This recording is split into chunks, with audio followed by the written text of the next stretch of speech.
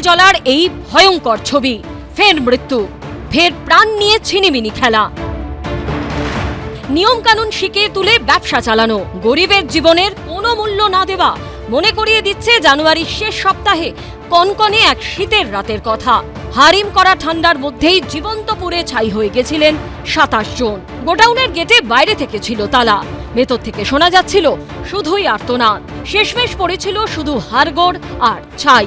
মৃত্যুর কয়েক মিনিট আগে অসহায় গলা শুনে ছুটে এসেছিলেন অনেকের পরিজনরা, কিন্তু শেষমেশ বাঁচানো যায়নি ভেতরে থাকা কাউকেই। আনন্দপুরের নাজিরাবাদের মৃত শ্রমিকদের পরিবার বিচার পায়নি আজও। ইতিমধ্যে এই ধ্বংসস্তূপ দেখেই কিন্তু বোঝা যাচ্ছে যে কতটা ভয়াবহ আকার নিয়েছিল এখানে এই আগুন লাগার পরে এখানকার পরিস্থিতি। কিন্তু কোনো নিয়ম মানা হয়নি। এই ধরনের কারখানা চালাতে গেলে যে ধরনের পর্যাপ্ত অগ্নিনির্বাপণ ব্যবস্থা রাখার কথা সেটা মানা হয়নি এবং নিরাপত্তার কথা মানা হয়নি। এই জেলাতে যে চামড়া কারখানার যে ঘটনা হচ্ছে সেম ঘটনা সেই ওইরকম কোনো রকমের নেই, মানে ভিতরে কোনো রকম সেফটি নেই।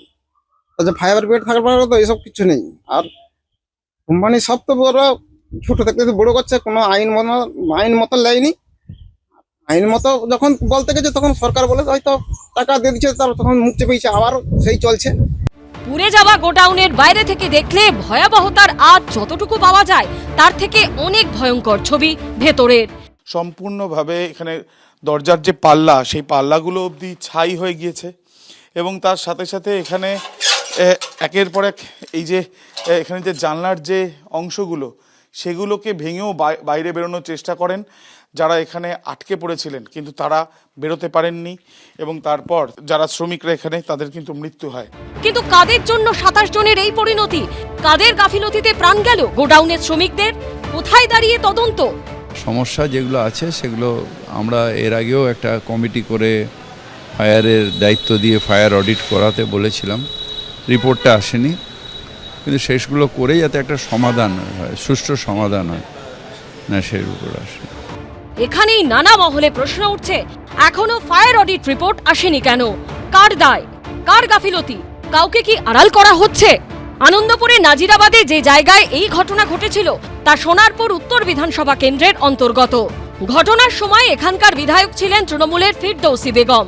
এখন রাজ্যে ক্ষমতার পালাবদল ঘটেছে।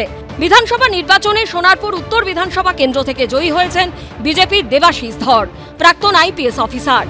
নতুন সরকার নাজিরাবাদ ফাইলস খুলবে বলে স্পষ্ট জানিয়ে দিয়েছেন তিনি।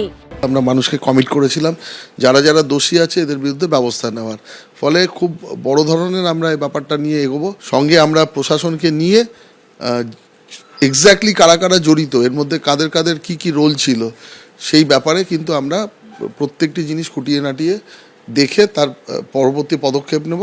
শহরে অগ্নিকাণ্ডের ইতিহাসে ভয়াবহ অধ্যায় হিসেবে উঠে এসেছে নাজিরাবাদ। বেআইনি নির্মাণ, অগ্নি নির্বাপন ব্যবস্থাকে হেলাই উড়িয়ে দিয়ে ব্যবসা চালানোর ফল যে কি মারাত্মক হতে পারে তার পরিণাম নাজিরাবাদ। শুনেছিলাম যে অনেক কজন ভেতরে বন্দি ছিল, তারা মারা গেছে। এবারে না, আগে এখানে কি ছিল? আগে এগুলো সব তোমার ওই যে চাষবাস হতো, তোমার ওই বড় বড় যে জলাজমি ছিল। কখনো নাজিরাবাদ, কখনো তিলজলা। আগুন লাগে, প্রাণ যায়, রিপোর্ট আসার অপেক্ষায় থাকে নিহতদের পরিবার। কিন্তু মাথাদের কি কখনো কোনো শাস্তি হয়? রাজ্যে রাজনৈতিক পালাবদলের পর কি হবে? যেভাবে বুলডোজার দিয়ে বেআইনি নির্মাণ ভেঙে গুড়িয়ে দেওয়া হয়েছে তাতে আশায় বুক বাঁধছে রাজ্যবাসী। তাদের আশা এবার কিছু একটা হবে, মূল দোষীরা আর পার পাবে না। আবির দত্ত ও বিটন চক্রবর্তীর রিপোর্ট, এবিপি আনন্দ। এবিপি আনন্দ, এগিয়ে থাকে, এগিয়ে রাখে।